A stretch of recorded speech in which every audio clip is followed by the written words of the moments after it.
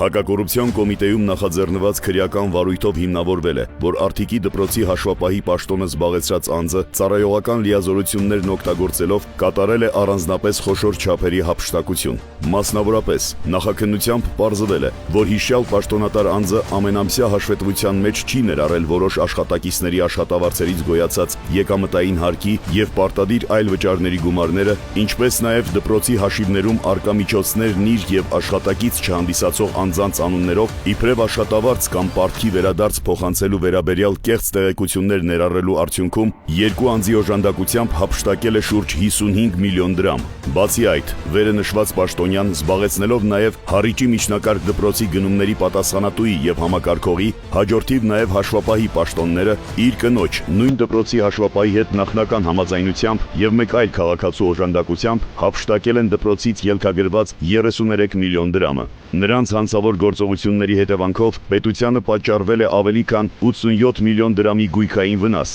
որից 43 միլիոն դրամը վերականգնվել է։ Նախաքննության ընթացքում մեղադրանքներ են ներկայացվել երկու դպրոցների հաշվապահի պաշտոնը զբաղեցրած անձին, վերջինիս կնոջը, հանցավոր գործողություններին օժանդակած անձին և դպրոցի տնօրեններին։ Քրեական վարույթով նախաքննությունն ավարտվել է, և վարույթի նյութերը մեղադրական եզրակացությամբ ուղարկվել են հակակոռուպցիոն դատարան։